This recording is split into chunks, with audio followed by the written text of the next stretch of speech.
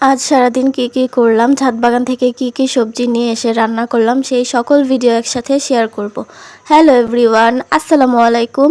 আজ সকালবেলা ঘুম থেকে উঠে শরীরটা খুবই খারাপ লাগছিল, আমার জ্বর উঠেছে আর ঠান্ডা লেগেছিল, কিছুই খেতে ইচ্ছে করছিল না। তো আমি ভাবলাম যে 1 কাপ চা খাই। তো আমি এখানে 1 কাপ দুধ চা আর বিস্কিট দিয়ে খাচ্ছিলাম, সাথে আমও খেয়েছিলাম। আর আমার ভয়েসটা ইগনোর করবেন, যেহেতু আমার ঠান্ডা লেগেছে, তাই আমার ভয়েসটা একটু এরকম শোনা যাচ্ছে।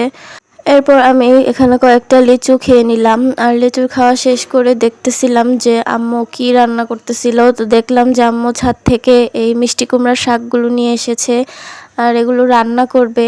আর এরপর দেখলাম আম্মু রান্না বসিয়েও দিয়েছে, এখানে মিষ্টি কুমড়া দিয়ে চিংড়ি মাছ রান্না করছিল। তারপর শাকটা কেটে বেছে ধুয়ে এখানে শুটকি দিয়ে আলু দিয়ে রান্না করছিল। মিষ্টি কুমড়ার শাক কিন্তু এভাবে শুটকি দিয়ে রান্না করলে খুবই টেস্ট হয় খেতে। আর যেহেতু ছাদ বাগানের সবজি, তাজা তাজা সবজি এভাবে রান্না করলে আরও বেশি টেস্ট হয়। যেহেতু আমি বলেছিলাম কিছুদিন আমি রান্না করব, তো আজকে যেহেতু আমি অসুস্থ, তো এই জন্য আম্মুই রান্না করছিল, আর আম্মু আমাকে রান্না করতে দিচ্ছিলও না। তো রান্নাটাও শেষ সব কিছুই। তারপর খাওয়া দাওয়া শেষ করে নিয়েছি দুপুরে খাওয়া শেষ করে বিকেলবেলা কি খাবো সেটাই ভাবছিলাম। তো হঠাৎ মনে পড়লো যে আমি ফ্রিজে কিছু ফুলকপি একদম ফ্রোজেন করে রেখেছিলাম পাকোড়া করার জন্য। তো এই প্রিপারেশনই নিচ্ছিলাম।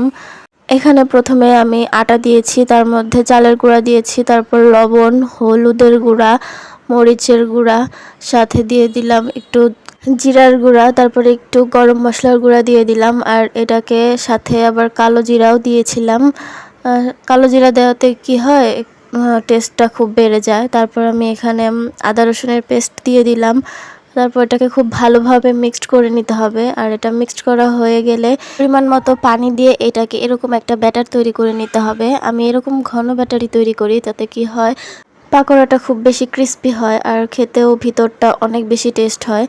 আর এখানে এই ফুলকপিগুলো আগে থেকেই ফ্রোজেন করা ছিল, আর এটা খুব ভালোভাবে প্রিপারেশন করে তারপরে ফ্রোজেন করা ছিল।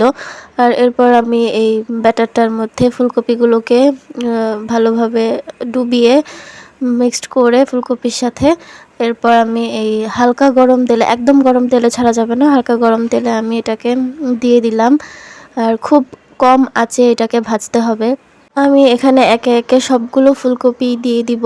আর যেহেতু আমার কাছে বেশি সময় ছিল না, তাই আমি সবগুলো একসাথে দিয়ে ভেজে নিচ্ছিলাম। আর এক পাশ একটু ভালোভাবে হয়ে গেলে আমি এটাকে উল্টে দিব। সবগুলোকে একটা একটা করে উল্টে দিলে তারপর খুব তাড়াতাড়ি হয়ে যায়। এটা যখন পুরোপুরি ভাজা হয়ে যায় তারপর দেখতে ঠিক এরকমটা হয়। আর এখন আমি এটাকে নামিয়ে নিব। এই ছিল পাকোড়ার ফাইনাল লুক। আজ এই পর্যন্তই, টাটা, আল্লাহ হাফেজ।